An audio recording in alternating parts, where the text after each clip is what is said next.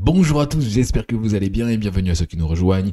Aujourd'hui, on va analyser Schneider Electric, on va faire une analyse fondamentale, puis une analyse technique. C'est une société française disponible évidemment sur le PEA, excellente société spécialisée dans la gestion de l'énergie et l'automatisation. On va voir ça bien sûr à l'intérieur de cette vidéo. Et juste avant, j'en profite pour vous dire qu'on fait un webinaire gratuit pour tous le 27 novembre sur l'investissement, les intérêts composés et l'effet de levier de crédit. Ce sera le dernier de l'année. Donc si vous connaissez des gens ou alors si vous voulez vous inscrire, le lien est dans la description. C'est gratuit le 27 novembre.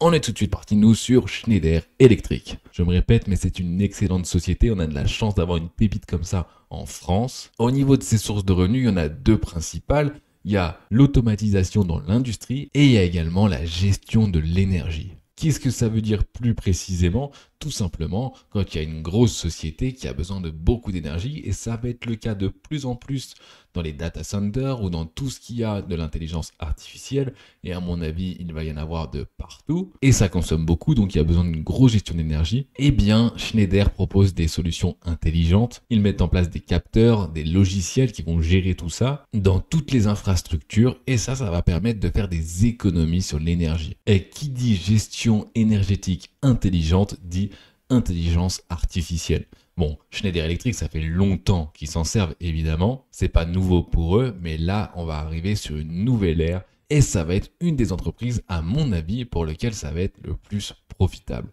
Évidemment, je rappelle que je ne suis pas conseiller financier, ce n'est que mon avis et mon analyse. Mais c'est typiquement le genre de société qui peut, profiter à 100% de l'intelligence artificielle, que ce soit pour offrir des services aux clients ou tout simplement pour elle-même en interne accélérer les processus. Au niveau de la ventilation par pays, là on a quelque chose qui est très intéressant puisque c'est une société qui est mondiale. Et ça, c'est assez rare d'avoir une société française qui n'a que 5,8% de son chiffre d'affaires en France. Elle a quasiment 30% aux USA et si on rajoute avec ça l'Amérique du Nord, ça fait quasiment 35%. Ensuite, dans l'ouest de l'Europe, ça fait environ 20%, 15% dans l'Asie-Pacifique, 14% en Chine et 13% dans le reste du monde. Il faut savoir qu'elle a une gestion assez intelligente, pas que de l'énergie, mais aussi de la société, puisque à chaque fois, pour pouvoir se plier aux règles internationales, aux règles de chaque pays et même continent, elle crée des filiales sur place, et c'est sur place qu'elle va développer ses solutions, ce qui lui permet d'être en règle à chaque fois. Donc elle a une succursale aux USA, une succursale en Asie, une succursale en Chine, par exemple. C'est d'ailleurs pour ça qu'elle s'en sort très bien cette année, on le verra notamment dans les graphiques plus loin, alors que le CAC 40 vraiment n'est pas en forme, mais Schneider a très bien performé cette année. On va analyser maintenant plus fondamentalement l'entreprise pour voir ce qui nous intéresse, sa structure du capital, sa santé financière, croissance, rentabilité et tout ça, on est parti. On va voir ce qui se cache à l'intérieur. Déjà au niveau de la propriété, quasiment toutes les actions sont en circulation. On voit ici qu'il n'y a même pas 4% des actions qui sont détenues par les initiés. Donc il ne va pas du tout y avoir de manipulation de marché avec 3,80%. Il ne va pas y avoir d'impact, en tout cas pas d'impact qui va se ressentir. Ensuite, on voit qu'il y a 54% des actions qui sont détenues par des institutions et ça c'est pas énorme. Il faut se rendre compte que quand même, ça veut dire qu'il y a pas mal de particuliers qui la détiennent et ça peut faire par contre des grosses variations parce que les particuliers, quand il y a de la panique, ils vendent tout, contrairement aux fonds d'investissement. Donc ça par contre, ça peut vraiment rajouter un petit peu de volatilité. Mais on voit quand même qu'elle intéresse parce qu'une société française avec 1070 institutions qui la détiennent, c'est quand même important. Je rappelle qu'elle est disponible dans un PEA, un plan d'épargne en action. Et si ça vous intéresse, moi je vous conseille Fortuneo pour investir à l'intérieur du PEA sur des sociétés comme celle-ci. Évidemment, j'utilise aussi Fortuneo, donc si vous passez par mon lien dans la description, vous aurez un petit bonus, ça dépend quand vous regardez la vidéo, et moi aussi. La structure du capital, on voit qu'elle a une capitalisation boursière d'environ 140 milliards, une dette d'environ 15 milliards, donc ce qui n'est pas négligeable quand même, ça fait quasiment 10% de sa valeur de l'entreprise, qui est environ de 150 milliards. On voit qu'elle a quand même des liquidités d'environ 4 milliards. On va regarder ça plus précisément, tout simplement sa solvabilité. On voit qu'elle est très solvable, hein. Elle a évidemment de la dette pour se financer, mais elle fait quand même un bon free cash flow et une bonne part de liquidité et équivalent. Et si on additionne les deux, on n'arrive pas totalement à la dette, mais bon, en 2 ans, elle pourrait rembourser totalement sa dette, qui ne se fera évidemment jamais, puisqu'elle a besoin d'investir et de se servir de ses liquidités, et de se servir de son free cash flow pour autre chose, notamment par exemple, eh bien, récompenser les actionnaires. Donc est-ce qu'elle est solvable? Oui, évidemment, c'est pas demain qu'elle va faire faillite. Ensuite, sa croissance et sa rentabilité, là c'est assez intéressant, puisque regardez, on a une marge nette qui est aux alentours de 11% aujourd'hui, donc c'est bien hein, pour une société de ce type-là, et on a des revenus qui sont en hausse. Bon, il y a eu la crise du Covid évidemment qui a fait mal, mais depuis, eh bien, on est en hausse, et à mon avis, ça va faire que continuer, puisque tout simplement, l'intelligence artificielle ne fait que commencer, et on a eu l'explosion des sociétés qui faisaient les puces, mais ensuite, eh bien, on va voir l'explosion des sociétés qui fournissent l'énergie et ceux qui gèrent l'énergie également, hein, puisqu'une fois qu'on a des puces, eh bien, il faut les faire tourner, et dans un monde où l'énergie coûte de plus en plus cher, c'est les sociétés comme ceci qui vont pouvoir tirer l'épingle du chapeau. On passe maintenant au cash flow. On voit tout simplement que le cash flow d'exploitation n'est pas en croissance constante, donc ça dépend évidemment bien sûr de l'économie directement. On voit qu'il y a eu une croissance de 2018 à 2020, avec quand même un plus 50% en 2019, hein, on le voit bien juste ici également, et ensuite une décélération, une décroissance, et maintenant on est reparti à la hausse avec 2023, où eh bien, on a eu une grosse augmentation et ça a permis également tout simplement eh bien, d'investir. C'est pour ça qu'on a des cash liés aux activités d'investissement qui sont fortement négatifs, mais c'est normal, ils profitent de générer plus de cash pour investir et racheter des sociétés qui sont soit dans le domaine de l'automatisation comme c'était le cas en 2021, soit comme en 2023, dans le domaine des logiciels, de la gestion de données industrielles, puisque eux, c'est leur base de tout, c'est d'avoir le plus de données possible pour pouvoir mieux exploiter la big data et bien sûr à la fin optimiser au maximum les processus des entreprises sur l'énergie. On voit également que le free cash flow il est en croissance, mais pas tout le temps de manière constante. Comme je viens de vous le dire, des fois ils font des grosses acquisitions et forcément ça coûte de l'argent et le free cash flow est impacté, mais il reste fortement positif. On passe maintenant aux dividendes, puisque c'est une société qui verse des dividendes et pas des petits dividendes d'ailleurs, puisque quand on regarde le rendement du dividende, eh bien il est entre 1,5% et 4%. D'accord? Il est un peu moins élevé aujourd'hui le rendement, tout simplement parce que la société coûte un petit peu plus cher en bourse, donc forcément, c'est moins intéressant. Mais le 4% en 2018, sachant que le cours a beaucoup augmenté aujourd'hui, eh bien c'est assez intéressant. Même très intéressant. Aujourd'hui, vous auriez un rendement des actions achetées en 2018 qui serait très intéressant. On voit que la société a une politique de donner toujours environ 50% des bénéfices pour les actionnaires. Elle est axée vraiment pour les actionnaires, donc c'est toujours intéressant. Si elle continue sa croissance actuelle, rien que les dividendes vont vous faire gagner bien plus qu'un livret A, sans parler des prix de l'action qui bien sûr évolue assez régulièrement. On passe maintenant à la rentabilité des actionnaires, parce que nous on veut quand même que ce soit rentable. Et là on voit quelque chose qui n'est pas forcément très bien. C'est pas mal non plus parce que c'est des petites variations, mais en gros, elle ne rachète pas des actions, enfin elle en a racheté par le passé, mais là elle en a remis en circulation, et ça depuis 2021, donc ça ne booste pas le prix, ça dilue le capital, et elle, ça leur permet de se financer. L'argent de ces rachats vont tout simplement au capital de l'entreprise. On voit qu'il y a un rendement du capital investi qui est supérieur à 10% aujourd'hui, notamment dû à la croissance, donc ça c'est intéressant.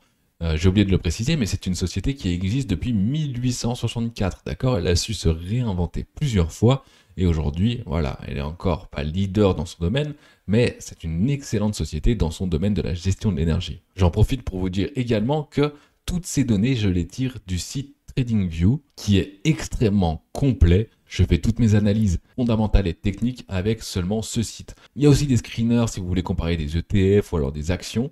Vraiment très complet. Et j'ai maintenant un partenariat avec eux. Donc déjà, si vous voulez tester gratuitement, j'ai un lien dans la description. Et ça peut rester gratuit à vie. Mais si vous voulez plus de données, plus de fonctionnalités, avec ce lien, vous aurez aussi 15$ d'offert pour votre premier abonnement tout simplement. Et qu'est-ce qu'on peut conclure sur Schneider Electric, sur sa santé financière? Eh bien, sa santé financière, elle est solide. Elle va très bien. Elle a une bonne croissance. Elle a le vent en poupe. Elle est diversifiée mondialement. Donc vraiment très bon. Elle est dans un super trend, donc jusqu'ici, tout va bien. On va voir maintenant les vecteurs de croissance selon Peter Lynch. Est-ce que tout va bien, mais est-ce que tout va continuer? Parce qu'on se rappelle que dans la bourse, on est dans l'anticipation. D'accord? C'est pas parce qu'elle va bien aujourd'hui que demain, elle ne va pas flancher. Eh bien, pour moi, c'est complètement l'inverse, hein. Elle a vraiment de bonnes perspectives de croissance. Est-ce qu'elle va pouvoir réduire ses coûts? Eh bien, oui, à mon avis, hein, pour tout le traitement des données notamment, hein. Là où l'intelligence artificielle va faire vraiment le maximum, eh bien, ça va être dans la gestion des données. Comme je le disais, ils s'en servent déjà depuis longtemps, mais là, ils vont pouvoir améliorer les processus et ils vont pouvoir créer d'autres processus, hein. On est loin d'imaginer tout ce qui va changer avec l'IA. Ensuite, augmenter ses prix, eh bien oui, également, puisqu'il faut savoir que quand une société passe par Schneider Electric, pour toute la gestion de son énergie, eh bien, elle ne peut pas changer comme ça du jour au lendemain. C'est vraiment les processus et les infrastructures qui sont déjà engagées avec Schneider Electric, donc on ne peut pas changer ça comme ça. Donc ça, déjà, ça lui procure un avantage concurrentiel, hein. Les sociétés ont une grosse barrière au changement.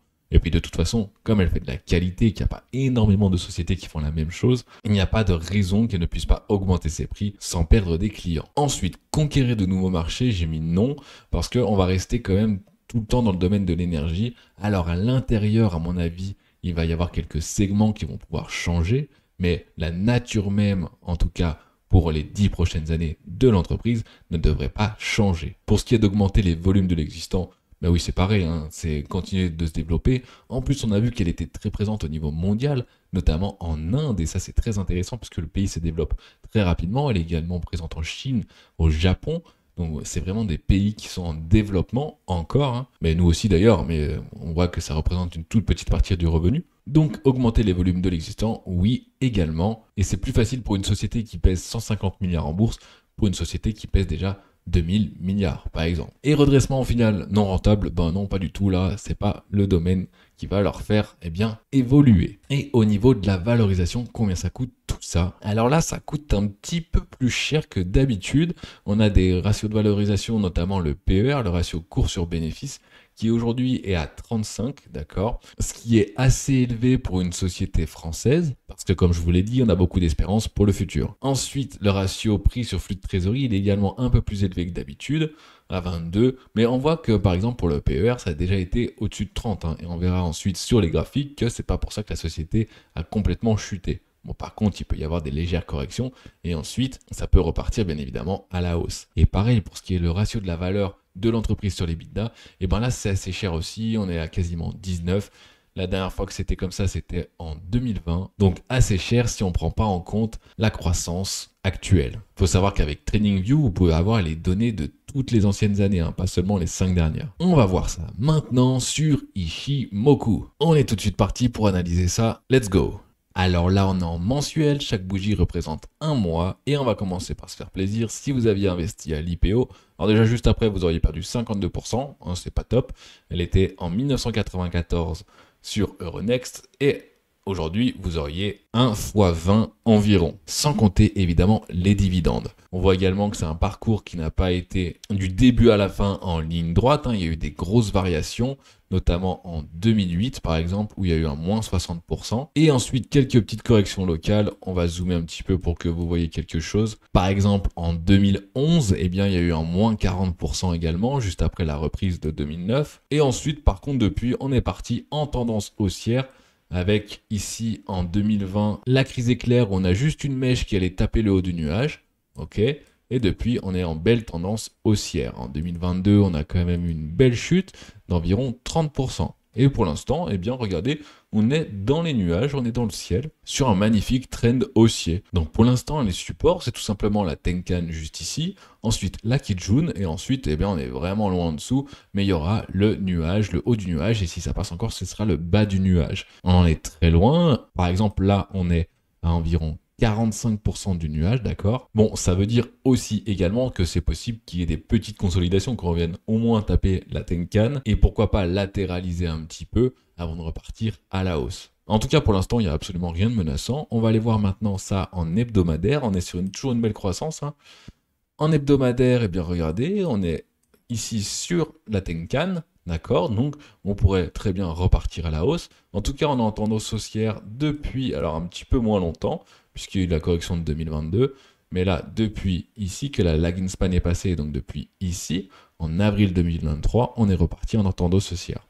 Alors, on a eu une petite frayeur, puisqu'on est parti d'abord à la hausse, Et ensuite, on est venu taper le bas du nuage juste ici, mais très rapidement, puisque la lagging span, qui est une moyenne, je rappelle, est juste venue rebondir ici sur la Kijun hebdomadaire. Et ensuite, eh bien, on est reparti en belle tendance haussière depuis, et là, on ne l'a pas infirmé depuis, eh bien, avril 2023. Regardez ici, c'est assez précis, on est venu rebondir une fois sur les cours, même un petit peu au-dessus. Une deuxième fois ici, on est venu retester, et là, on est pour l'instant toujours au-dessus des cours, donc pour l'instant, on est toujours en tendance haussière, et le prix est aujourd'hui à l'équilibre moyen hebdomadaire court terme, qui est représenté par la Tenkan. Alors ici, regardez, on a eu un croisement, donc ça aurait pu être quand même dangereux, d'accord? Quand il y a un croisement comme ça, c'est un premier signe de danger quand même, de retournement. À ce moment-là, la lagging span n'était pas encore passée au-dessus, mais si ça n'avait pas été le cas, eh bien, il aurait fallu vendre, ça veut dire que la tendance se retourne. Regardez ici, en 2022, c'est ce qui s'est passé, hein. On a eu le croisement Tenkan Kijun au-dessus du nuage, juste ici. Eh bien, regardez ça, là on était au-dessus des cours, mais ça a quand même traversé. Ça, quand il y a vraiment des croisements comme ça qui sont rapides, c'est assez dangereux, il vaut mieux vendre au cas où. Et attendre de voir ce qui se passe. Enfin ça bien sûr, c'est si vous n'êtes pas en full investissement ou vous laissez tout le temps vos investissements dans votre portefeuille et que vous n'y touchez pas. C'est plus si vous voulez faire du swing trading, à suivre les grosses tendances. Je suis d'ailleurs en train de créer une formation Ishimoku et de faire un livre avec, donc si ça vous intéresse, eh bien dites-le moi en commentaire. Comme ça va motiver à le faire plus rapidement. En tout cas pour l'heure, Schneider Electric est toujours en tendance haussière et ne montre pas de signe de retournement. Évidemment, on ne sait jamais ce qui peut se passer, ça reste que des probabilités. Ne l'oublions jamais, le plus important c'est de bien gérer son portefeuille, c'est le money management et de ne pas prendre n'importe quoi comme position. Voilà pour l'analyse de Schneider Electric, j'espère que ça vous a plu. Je rappelle qu'on fait un webinaire le 27 novembre, vous pouvez vous inscrire gratuitement avec le lien qui est dans la description. Et moi pour l'heure je vous dis thumbs up si ça vous a plu, allez vous abonner si ce n'est pas encore fait. Et à très vite pour une prochaine vidéo. Allez, à plus!